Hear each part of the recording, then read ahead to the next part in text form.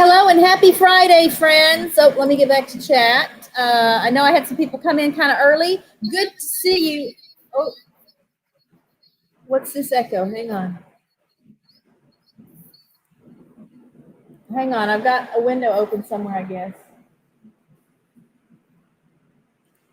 Let me see. Oh, that's really weird. Okay, let's just close all of this. Okay, still an echo? Can you guys hear me? Oh, what is that? Oh, it may be you, Alex. I think I have Alex in the background. If you have a YouTube window open,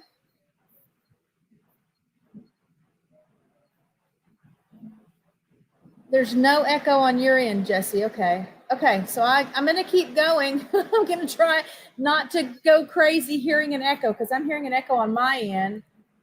Let me see if my echo cancellation is on.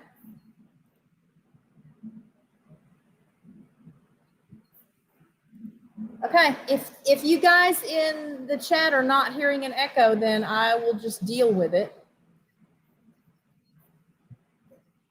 It seemed like that came up when Tom Salter was on the show. Do you guys remember that? I had the terrible echo problem. I don't remember if you could hear it. I think y'all could hear it too, though.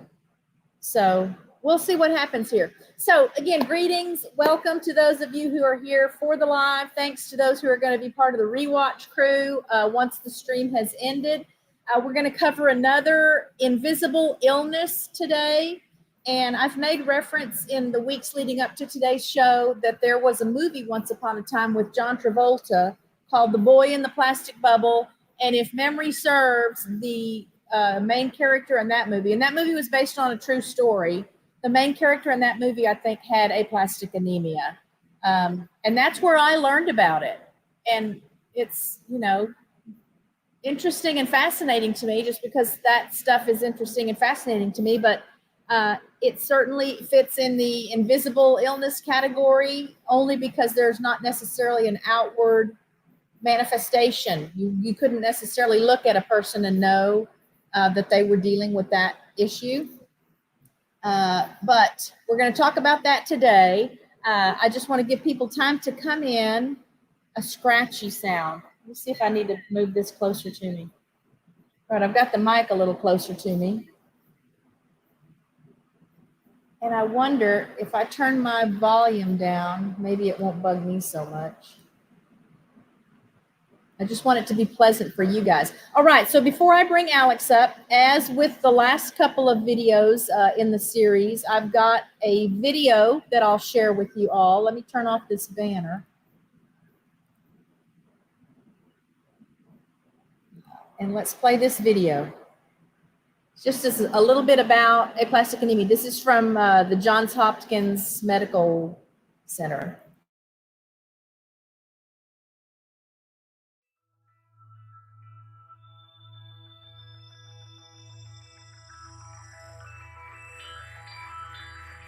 Aplastic anemia occurs in tumors and viruses.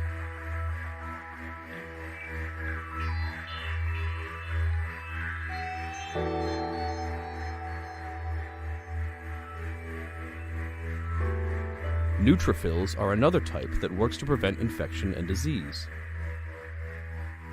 The low counts of red blood cells, white blood cells, and platelets are indicators that aplastic anemia has set in. This suffering from an autoimmune disorder such as aplastic anemia, lymphocytes become confused and attack the stem cells being created in the bone marrow. The promising treatment for this condition requires high doses of cyclophosphamide, or high-Cy, an agent that eradicates the immune system, causing it to reboot like a computer. Once rebooted, the lymphocytes no longer attack the stem cells.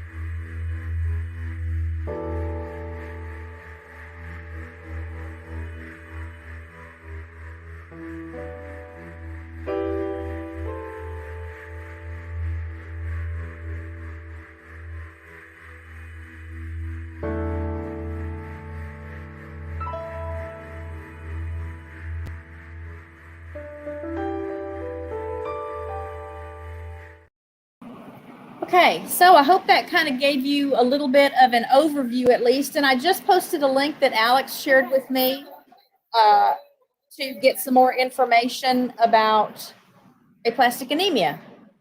And again, sound off in the chat if you've got a problem with an echo. I'm just having flashbacks now to my visit with Tom. And I know that turned out okay. And it was actually a really fun episode, but it was really stressing me out to have a technical issue that I couldn't figure out.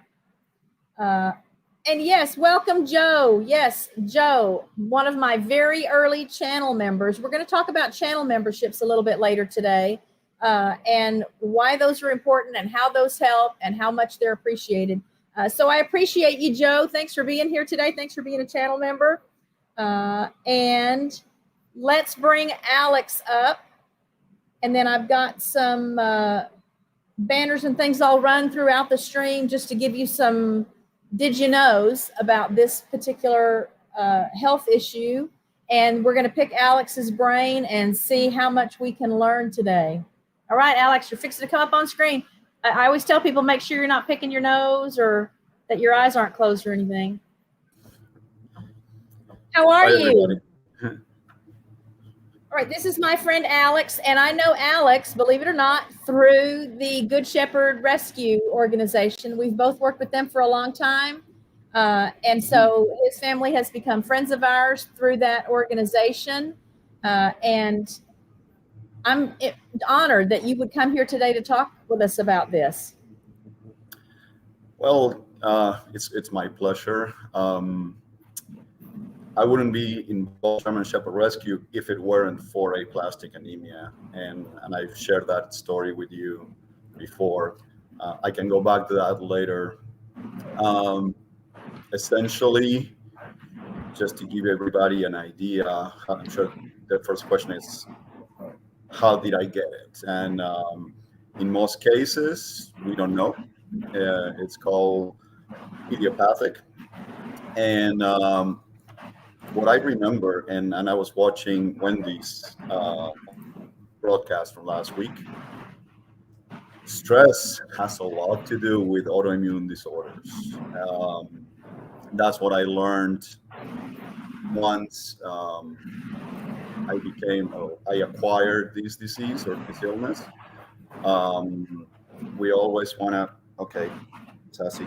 I have Sassy next to me, and I have Merlin. We might need to meet her, y'all. So Sassy's pretty famous, actually. Here, Sassy. Up, Sassy. Okay, she's up. This is Queen Sassy. Well, this is Kilo, actually. Hello, Sassy girl. No, this is Kilo that stole the camera. Basically, Kilo is one of the Good Shepherd, what we call sanctuary dogs. He has mega esophagus, and basically he is a backyard experiment. But yeah, he likes to be the center of attention. So going back to Hi Wolf.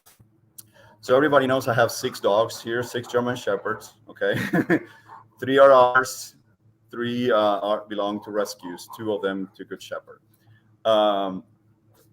Thank you for the spit, Wolf. So the reason why I became involved with German Shepherds rescuing, I grew up with Shepherds, but when I got sick, let me go back so everybody has an idea. I work for the government, and I work in a stressful position. And at the time, trying to put the pieces back together, it was a very stressful part of my life. My mom was sick. My mom was dying. I had a German Shepherd that had hemangiosarcoma. So it was just a host of things going on that I believe contributed to my immune system attacking my bone marrow. Once if I remember correctly, the first symptoms was fatigue. I grew up in Argentina. I'm sure you can tell by the accent. I was in the Naval Academy. I was an athlete. I did a lot of things. And with time, I noticed that my performance. It was decreasing. I was getting tired very easily. I couldn't run a quarter mile without being out of breath. With time, that started getting progressively worse. The signs, the visible signs, became evident one time when I was playing with Christian, my son. He was a baby, and we were just wrestling. And one of my dogs, Lucy, she grabbed my arm. She just grabbed my arm, didn't bite hard or anything like that. My arm became completely bruised. I mean, black. And I knew she had not bitten. It was not so much pressure. Another thing, just lifting some heavy object will actually bruise my arms as well. I would get tired walking downstairs, not up, just downstairs. It was enough to make me tired. And at night, I couldn't sleep on my back because I would get a feeling of pressure on my chest. I was choking from the inside out. Like I said, my mom had passed about 2 months before I was admitted to the hospital. My dog Anka, we had to put her down 4 months before. So it was just a period of high stress in my life. And I believe that is what contributed. I read an article from Australian, I can't remember the School of Medicine, but essentially how stress triggers autoimmune diseases. So I went to the doctor. They did blood work. And later in the day, the doctor calls me, tells me to drive to the hospital, to drive slowly.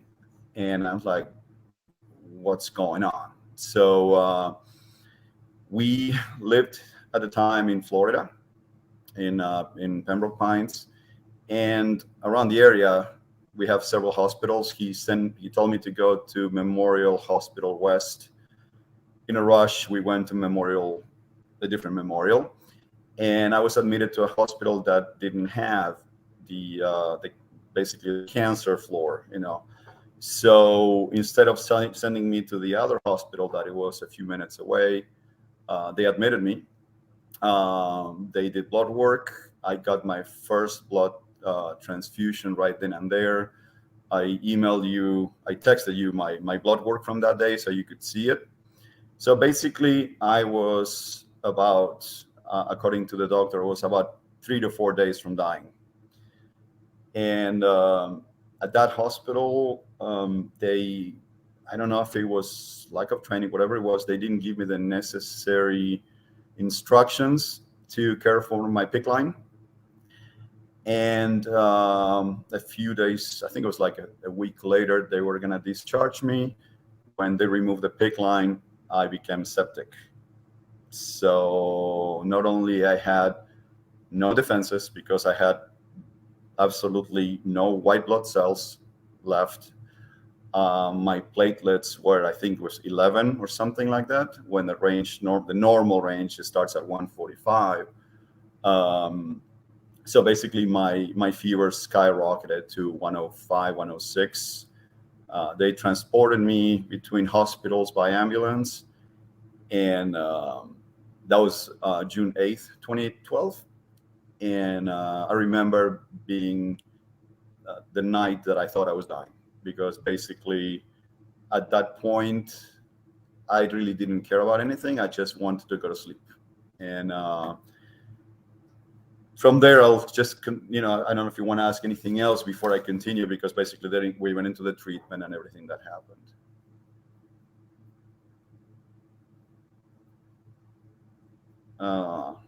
I can't hear you, Kathy.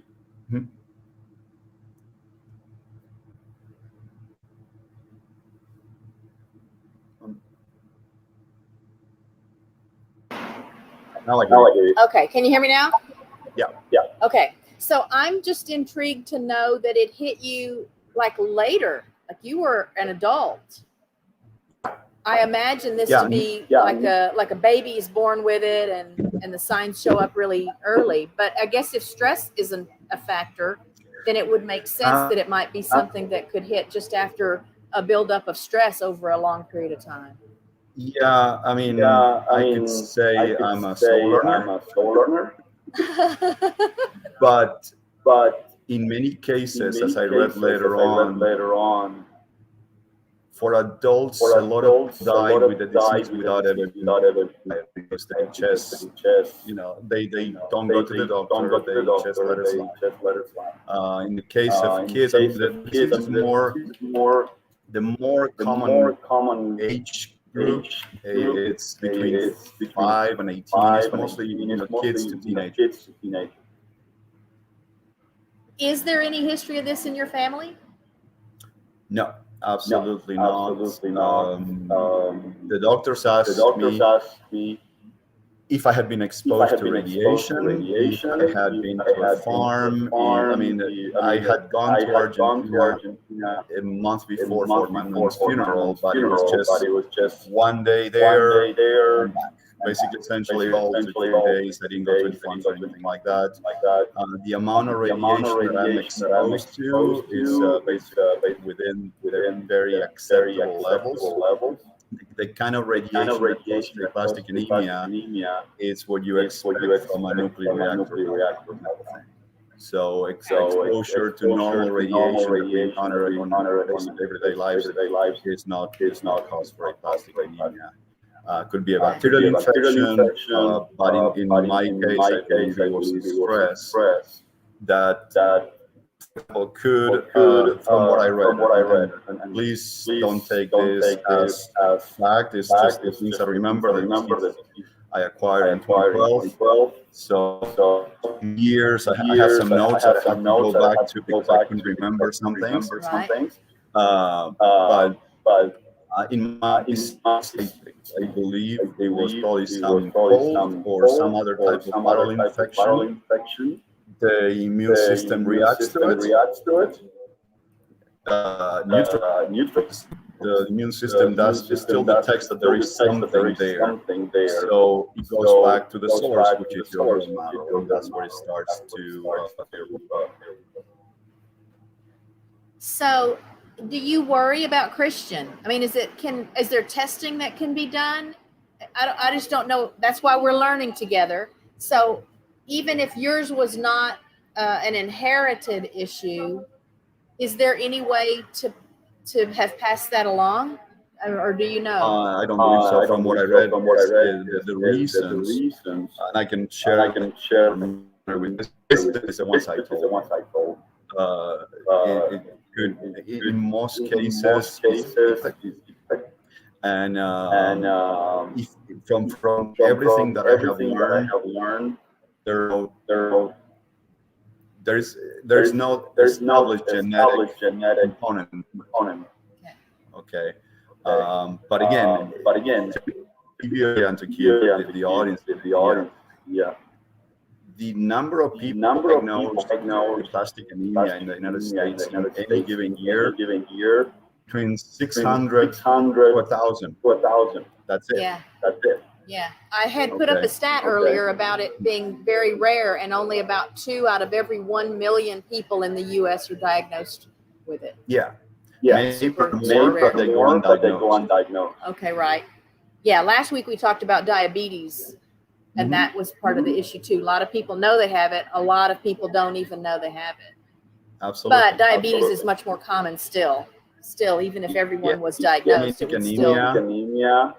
To give an idea, people, they call it leukemia's nasty old cousin, because even though I don't have cancer cells, symptoms are very similar.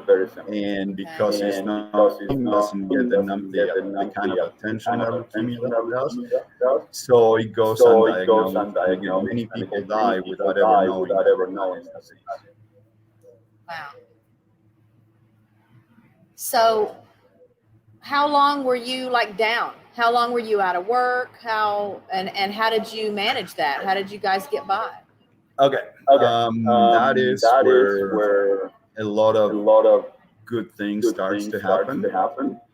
I always tell people, in a way, I was blessed with this disease, and I know it sounds strange to say something like that. because basically this in a way ruined my life. I had just finished my certified flight instructor training, so I was ready to continue on the flight school, basically become a pilot. I graduated from Emory University. I was just ready to, and this one just basically stopped me on my tracks. So one of the things that happened is June 1st. You can see from the blood work that I sent you, June 1st, 2012. I was admitted to the hospital, and because I didn't know what aplastic anemia was, and just like everybody else, the name anemia is deceiving because I think you need more iron. That's it. No. In Spanish, it has a different name that it makes a little bit more simple. Okay.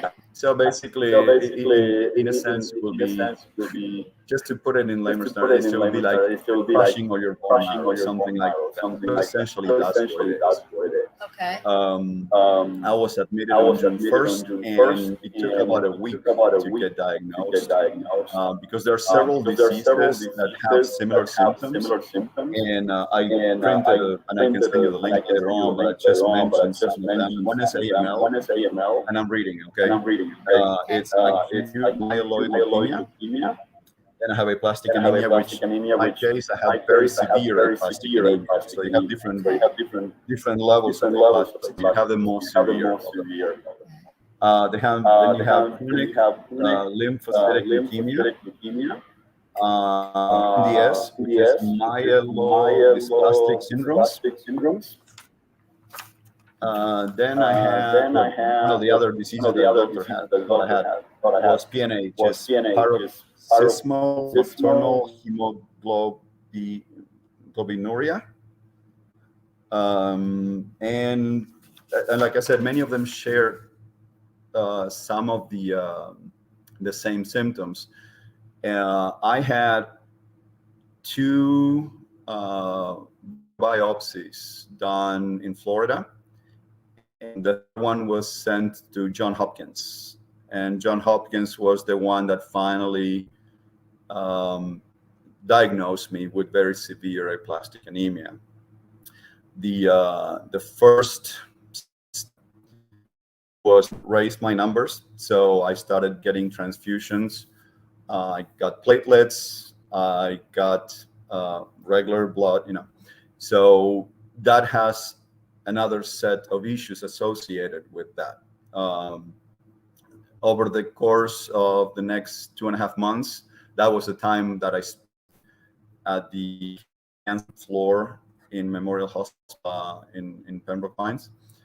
And they started basically looking at first if I was reacting to treatment. Okay, one of the first things to do is, and again, it's case by case depending on the patient. One of the things is to I always tell people it's kind of like doing a Control-Alt-Delete in your computer. They try to restart your bone marrow, and what they use is something called ATG. And I'll read you what that means. The acronym. ATG stands for thymocyte globulin. Okay, it's an antibody preparation derived from rabbits or horses, hyperimmunized with human thymocytes, which is used to prevent or treat cellular rejection after solid organ transplantation or as a therapy for acute aplastic anemia.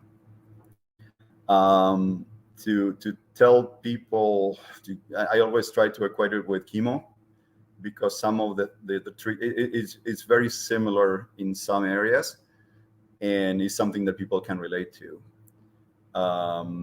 They pair me for that. It was 5 days of treatment. And, basically, they come with an IV. They put the IV on you. They use a cocktail of medicines to prevent adverse events. Of course, Benadryl is there too. And on the first day, they say, okay, if you don't have a reaction within the first 45 minutes, you're fine. I was fine. until I started feeling that something was coming. And I can't really describe it, but you get this feeling from the inside out that something is coming. And I told Maureen to leave because she was with Christian there. My sister had flown from Argentina, and I told them to leave. I said, I want to sleep. And the moment they just left, started shaking uncontrollably. I pushed the button for the nurses. I got the rigors. So thank God for Demerol. That brought everything back under control. I remember they put like 10 blankets on me. I remember what my temperature was at the time.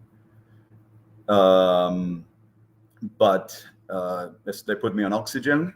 So basically I was hooked up completely. And honestly, that's another moment that I was like, okay, I guess this is how you die. This is how it feels. After that, the next 4 rounds of ATG went fine. I mean, they gave me the Benadryl. In most cases, I fell asleep, and I didn't have any more reactions. The idea behind that is that basically it just wipes out your bone marrow, and the body receives the signal to basically restart the whole machinery.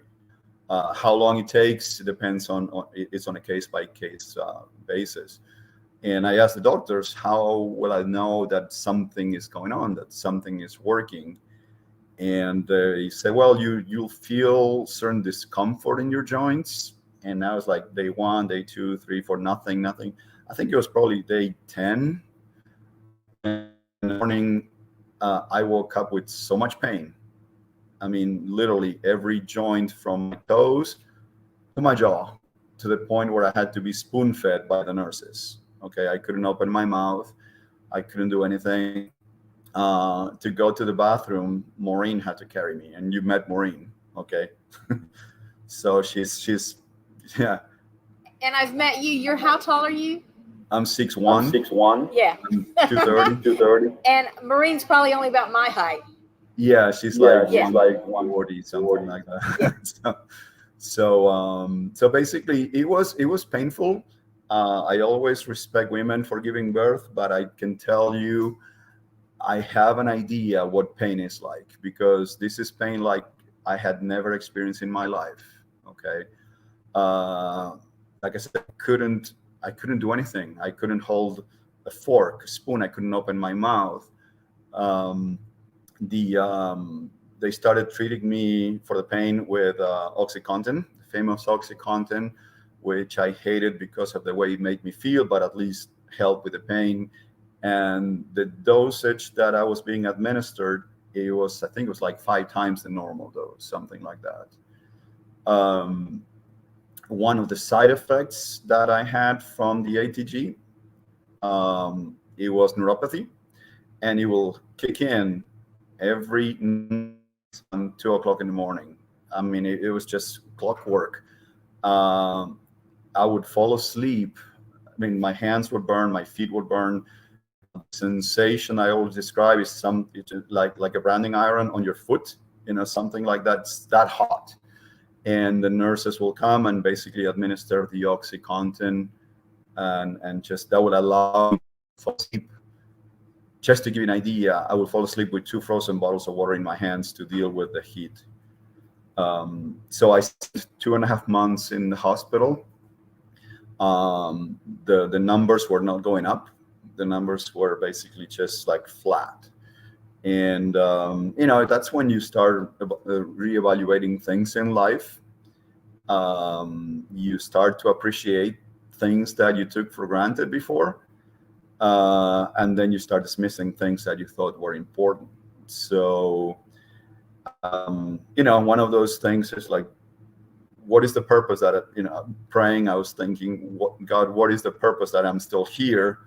And you didn't take me with you or send me downstairs, whatever the case might be, And I started slowly to recover, and I left the hospital around, I think it was August 13th. So it was like 2.5 months that I spent there.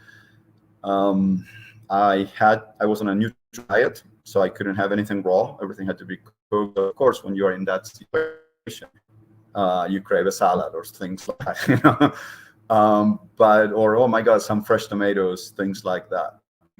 Can't have them. When I right before leaving, they did some more blood work, and because of the transfusions, I had an excess of iron, ironically, in my bloodstream. So they put me on a medicine called XJ. Okay. That was nasty. It just makes you sick, but that helps with chelation, just to drop your numbers of iron, because of the damage that it could do to, other organs, especially the liver. So in the process, basically, I started getting cocktails. The more common medicine that is used as an immunosuppressant is cyclosporin. Cyclosporin is a medicine that was introduced in 1972, so I have a long history of it, and it's very effective. I had Neupogen to help with my red cells and of transfusions. So I was on the Neupogen was there.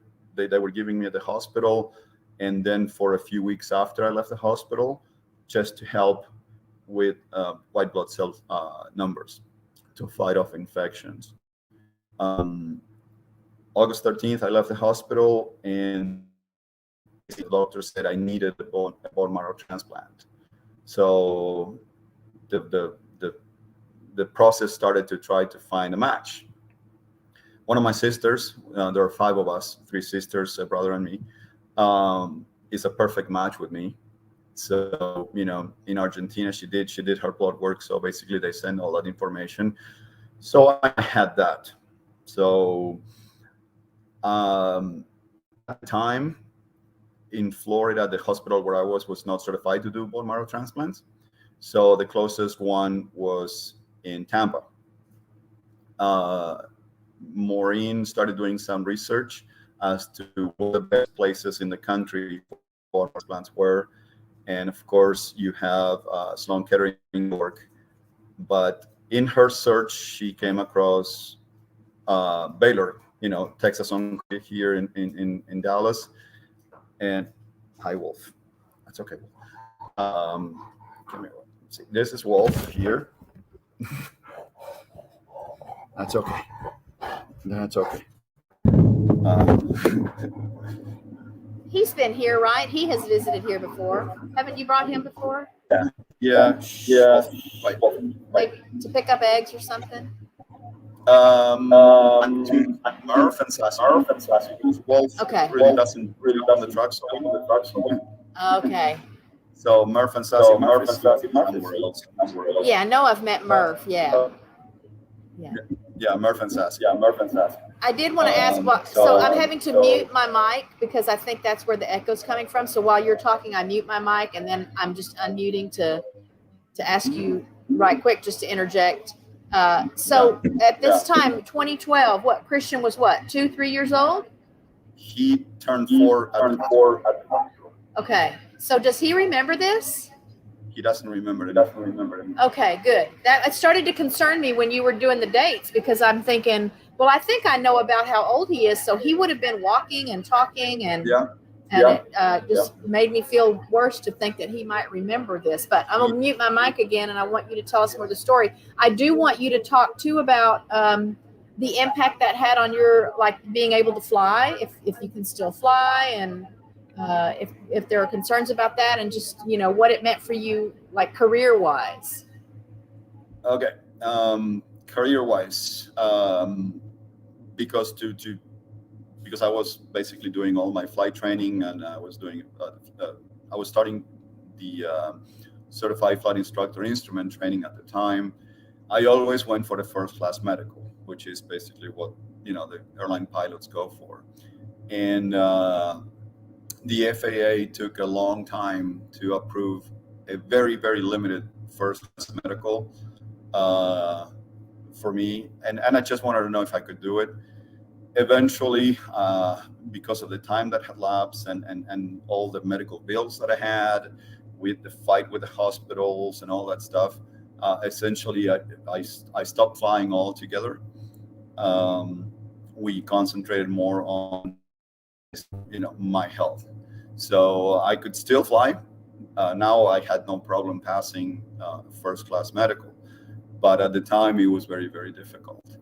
Um, the impact that the medicines had, on the one hand, they keep you alive. On the other hand, they have other side effects. One of the side effects from cyclosporine is arthritis. So um, arthritis of the joints. I couldn't run like I used to.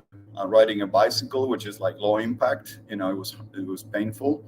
I just discovered recently something that helped me tremendously. So I went back to running with Merlin, who's my running buddy, and it's flaxseed. You know, flaxseed made a huge difference. I added on my oatmeal and all that stuff, and just by chance I discovered, and like I said, it really literally changed my life in that regard. But going back to 2012, Maureen discovered that here at Texas Oncology, there was this doctor that was basically one of the world most renowned personalities when it comes to bone marrow transplants. He had started the bone marrow transplant at Yale University, so he had done a lot of stuff. So we came here. Now, one of the side effects of this ATG is chemo brain. Sometimes the names, I can remember all the details except one particular aspect. I'll probably the last name of the doctor will come back to me later on. Okay, but we came to visit him here at in Dallas. We came in, I think, October of 2012, and he was the one who gave us hope that things were not as dire as we thought they could be. Okay, that blood work, everything that was sent from Florida, and he saw that my bone marrow was starting to work again. So he said, "Look, the bone marrow transplant is the easy part." Again, coming from his perspective, I'm sure it's easy, but he said the issue that comes after that is basically the host versus graft disease, basically rejection of the organ. That is the complicated part. Since you have your sister, and later on I learned that there were 2 other matches in the registry, he decided, let's go with the cyclosporine, let's go with the suppressor treatment, let's give your bone marrow a chance to recover on its own. And like I said, that was 2012. With Maureen, started thinking about just moving to Texas anyway in 2013, and we moved here in 2014, just in case that I needed a transplant, I would be home instead of being away from home. We always wanted to move to Texas even before I got sick. We were not born in Texas, but we tried to get here as fast as we could. Okay. We are adopted Texans, and we love it here. So we saw the doctor, and basically he kept in contact with my doctor in Florida. And throughout the next 16, 18 months, basically there was constant communication between them.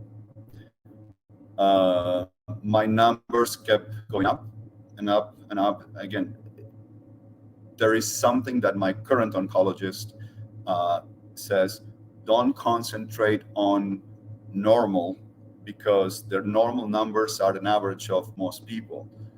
You need to concentrate on what your new normal is and what you are functioning with, what your body can function with. So if you look at my current blood works, some numbers are normal and some numbers are slightly below, but that doesn't prevent me from doing anything. Okay. One of the things, and I'm sure the video showed, I can't remember right now, is because your bone marrow stops working, you have trouble fighting infection, you have trouble coagulating, you have trouble with everything associated with your blood. So hemoglobin, the amount of oxygen carried on your red blood cells, all those things suffer.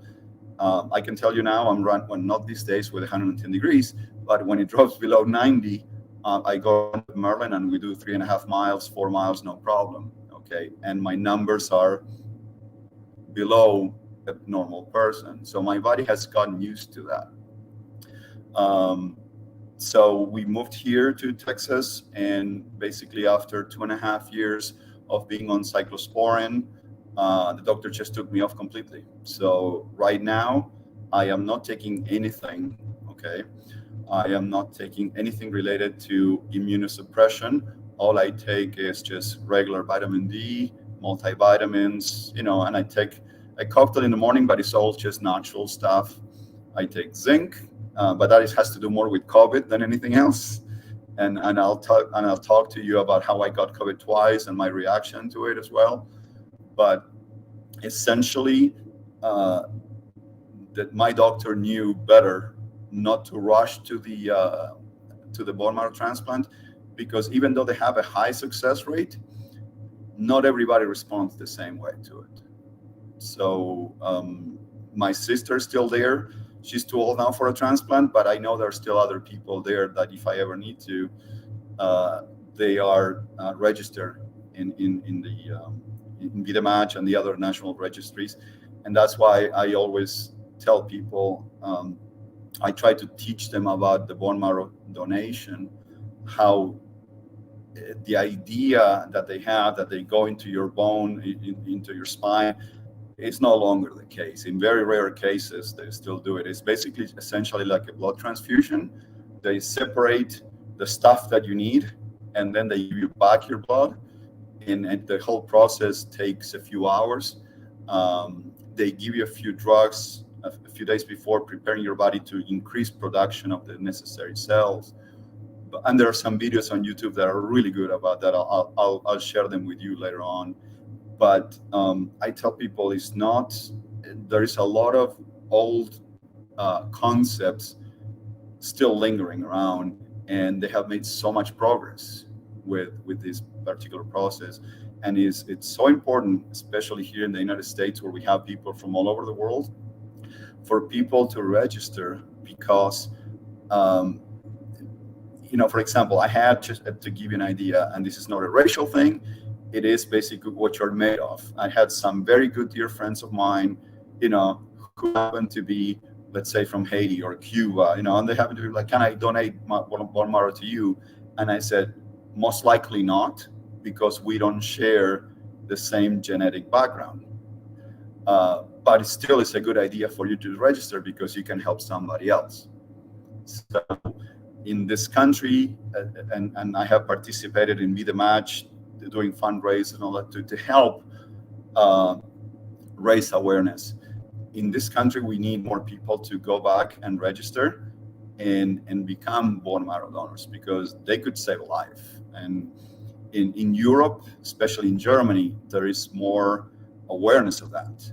Many of my aplastic anemia friends that I have met throughout the years have received their bone marrows from people in Germany.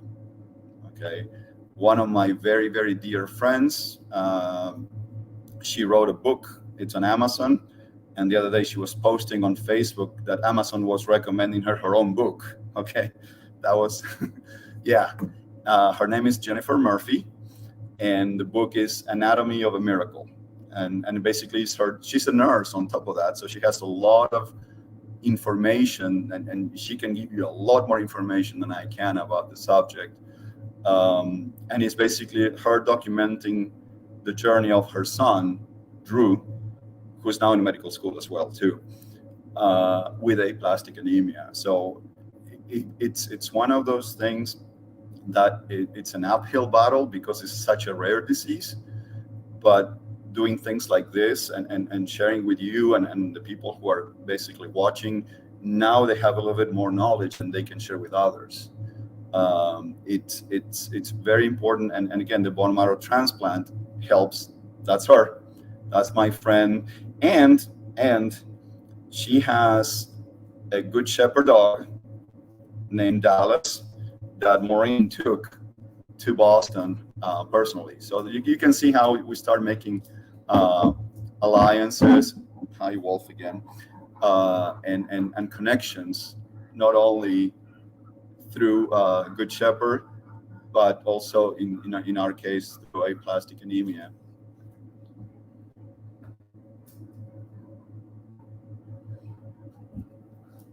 Okay, Wolf. All right, I just got a link posted for that. Yeah.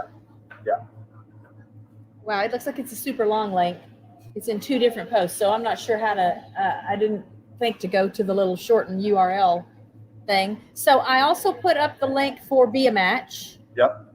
In hopes that maybe at least someone who sees the stream will check it out and get registered. My friend Devin, who's in the chat today, is a registered donor, but he's never been matched with anyone, he said. That's part of what I want all of these videos in the series to do, is raise awareness, give people information on how they can support research or funding or treatment, or I'm sure there are a lot of different organizations that offer services, Yes. Throughout the process for you. And I'm just, and it's interesting because I learned about your story only because you would share stories of other people. And I started seeing that pattern on your Facebook, that you would share a story of someone in treatment, or someone who'd just been diagnosed, or someone who had passed away.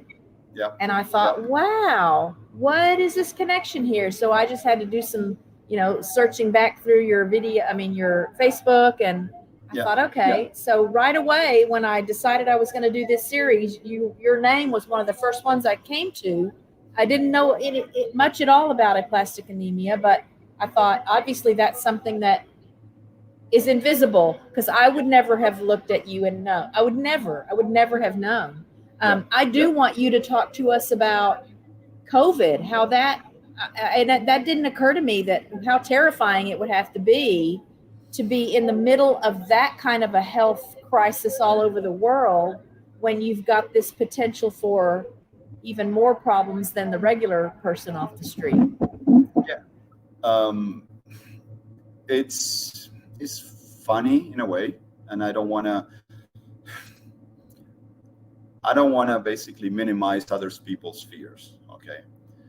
One thing that I learned throughout COVID, and obviously from my experience with aplastic anemia, the physical part is only one aspect of it. The mental health part, I think we are not paying attention to it. Initially, just like everybody else, and I want to try not to sound political. If I sound political, excuse me, that's not my intent. But those two things, the way that things evolve, are kind of linked together.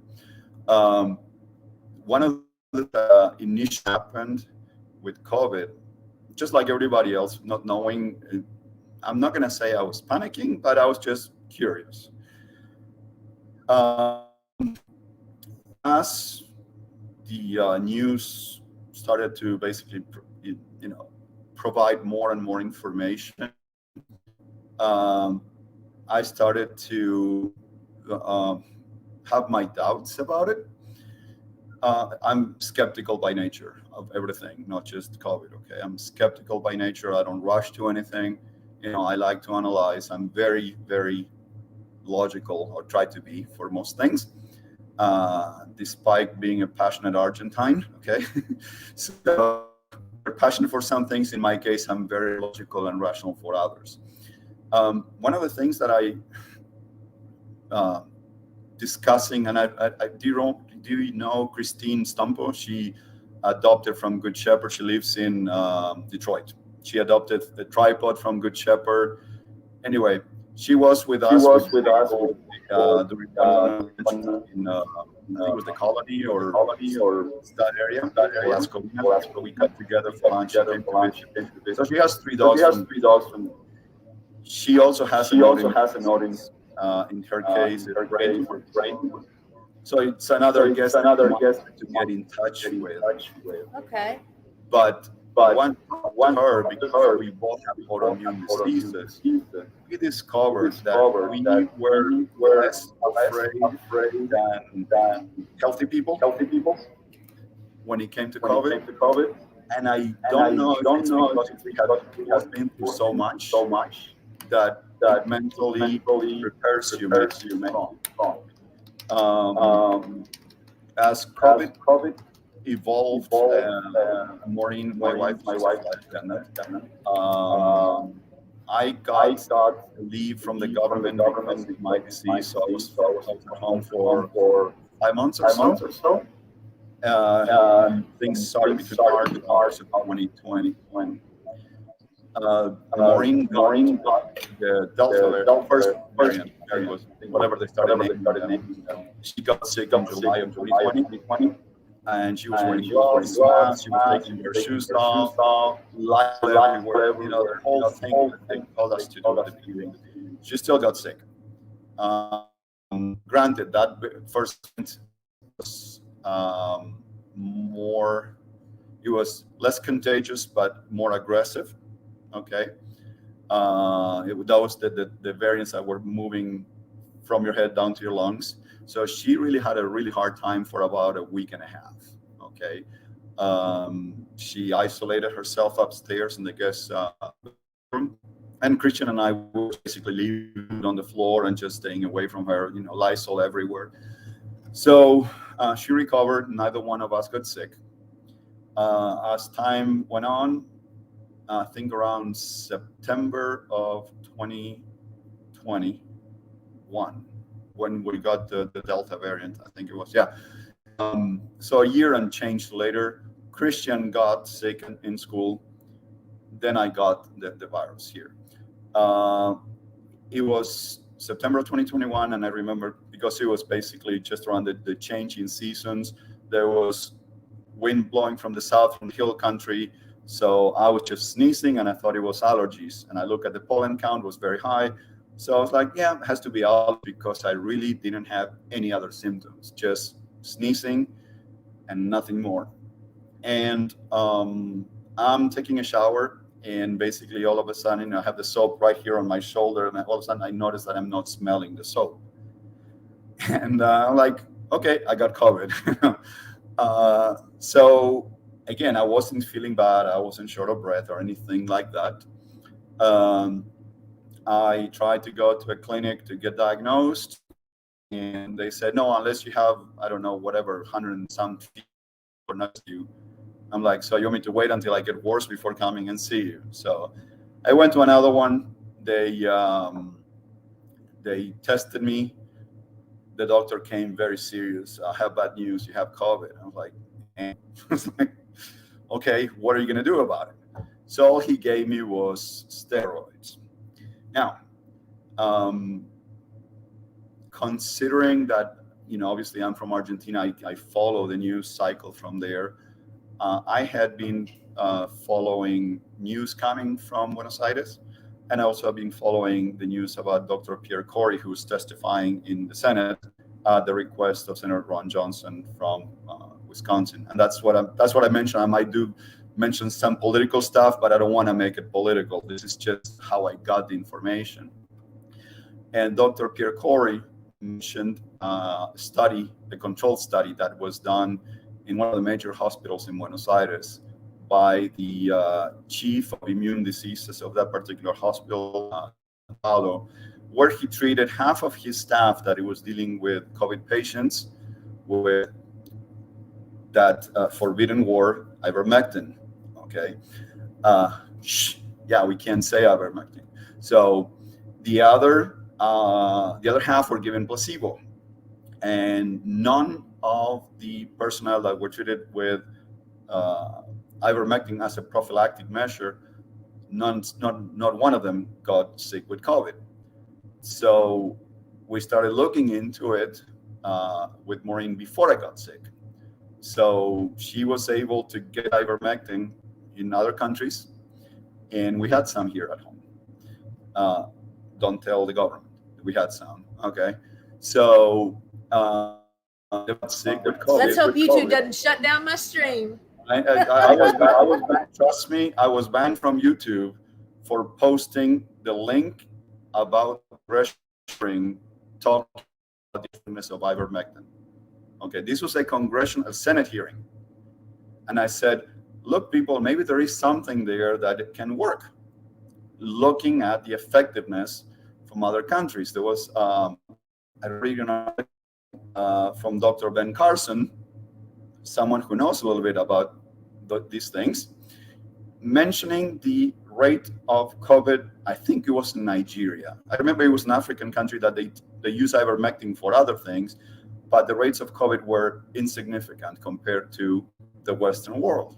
So again, sharing those things got me banned from Facebook for 30 days. I've been banned from Facebook so many times that I have my medals already.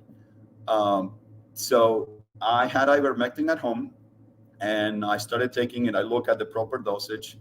I don't have the horse kind, okay? So, and basically I told my doctor, we did a video chat like this one with my doctor. I said, look, maybe I'm psychosomatic, but every time I'm taking the ivermectin, within an hour, I feel better. And he said, no, you're right. It's one of those things that, despite, again, this is where it gets political. I'm telling you, my body is responding to it. But on the other hand, everything about the media tells you, no, it doesn't work. My body's telling me otherwise. So I recover from COVID. The initial recovery, and then you have like lasting effects. Within 3 days, I was fine. I only had 1 day of fever that I reached, I think, 99, and that was it. The lingering effects that I have for a few weeks, I had a hard time doing math problems, like simple math problems in my head, things like that, but nothing compared to what some other people had.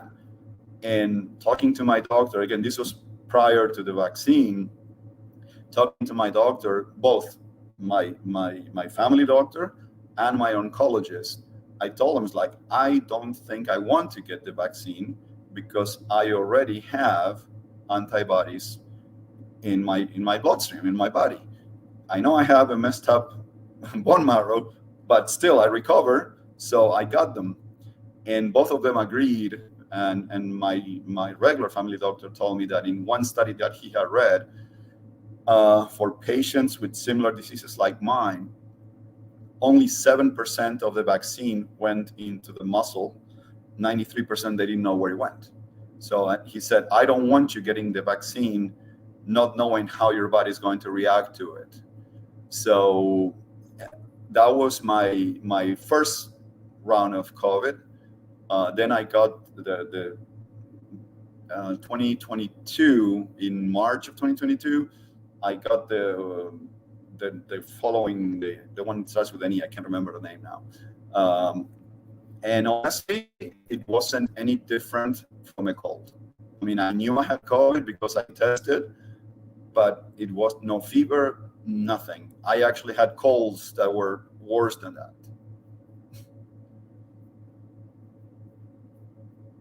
I got to unmute my mic.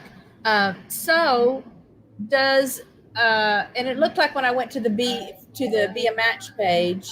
Yeah. There are kind of like there are for breast cancer and Alzheimer's. There are events where people can like run a race or participate in events. Yeah. Do you do any of those things? I did two during that in 2013 and 2014 when I first moved in.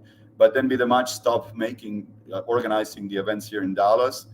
In 2014, I flew to New York and I participated in the run with Jennifer, who actually, she drove with her family from Boston, and that's where we actually met in person. Maureen had taken Dallas tour a few months earlier, and then we met in New York. and we participated in the 5K for just the right funds. I can't remember the amount of money we raised, for considering that we are small group of people. It was a significant amount. So to me, the most important thing is just being able to share the need for registration. You know, the money goes a long way, but the registration, that is really change your life. And I always say to people, if you could save a life, would you? So that was my involvement with the match. Well, and especially now, if they've perfected now this procedure, and it's not the horrible, painful, terrible thing that I always thought.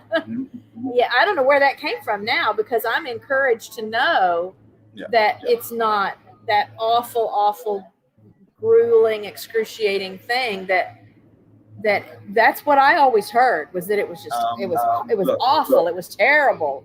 Oh my goodness, it's a great thing, but oh my goodness, it's just so awful. Maybe in the beginning it was like that. I can tell you, I was told the same thing about bone marrow biopsies, okay? Because they have a needle like this big and all that stuff. I walked out of every single one of them, okay? I had a little bit of pressure. But honestly, after every biopsy, I would go and have lunch or breakfast, whenever, depending on what time it was. So I don't want to minimize the pain or fear that some other people might experience. I'm just telling you, in my case, the bone marrow biopsies were not that bad. Like I said, yes, you feel, just to give it so to people can relate, when you have a heart fall and you're sore, that's kind of like what I felt. And after a day or so, it will go away. So again, now, like I said, later on, I'll share some. I remember watching a video about the whole bone marrow process, the bone marrow donation, in how it's done now, and the experience from the donor's perspective.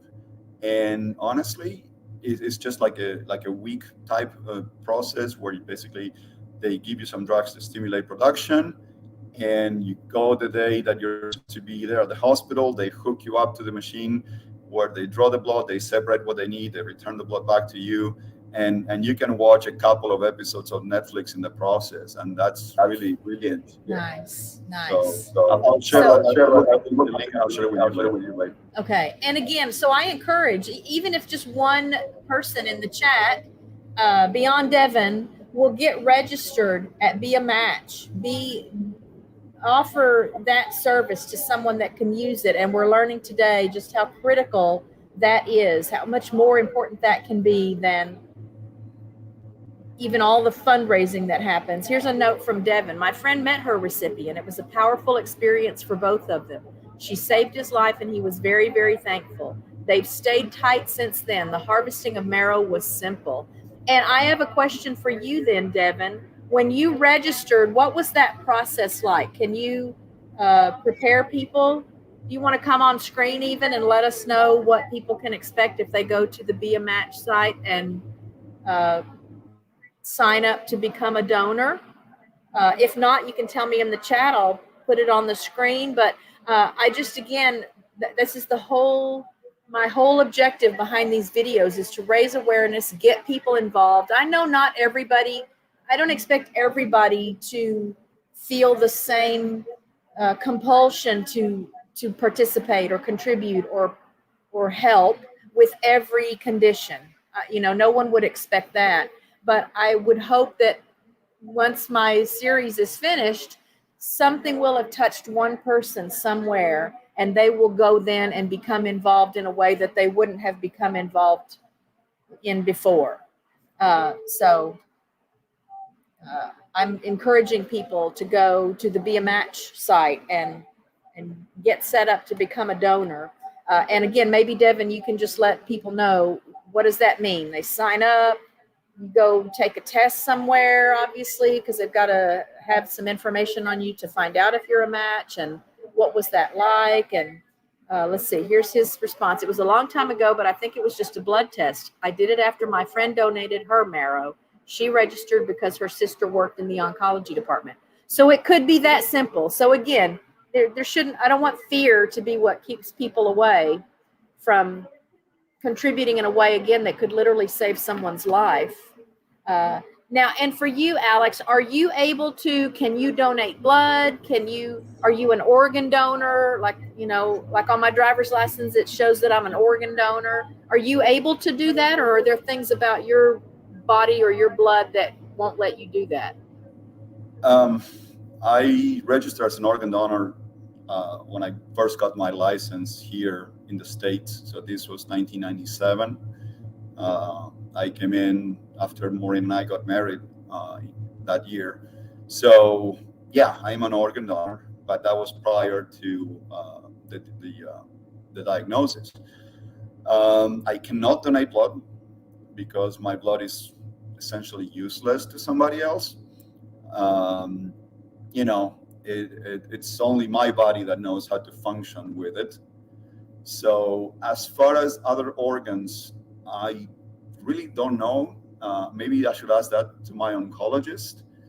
I don't see, and again, I'm not the doctor, so I really don't want to say anything that, you know, I don't want to lie out of ignorance. But I suspect if my organs function, the ones that function still normally, they should be okay. But again, I'm not 100% sure. Yeah, I'd be interested to know if it's something you do ask at some point. Let me know. I'll just update people, so that if others are curious about that as well, I can let them know what the story on that is. Yeah.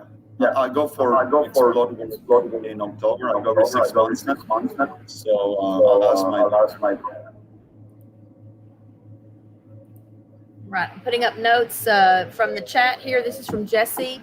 Aplastic anemia can develop quickly or slowly, and it can be mild or serious. At this time, there's no way to prevent aplastic anemia. Yeah, that's interesting. Is there work being done on, although I don't know if they could come up with a prophylactic protocol or a vaccine or something, but how would they know who to give it to, right?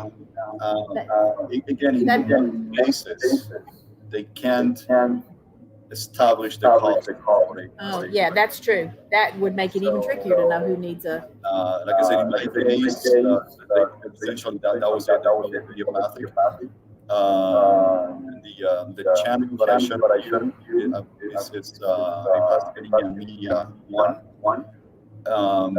This kid is documenting his journey with aplastic anemia from the beginning, and you will see a lot of the things I just told you. He experienced some of the same.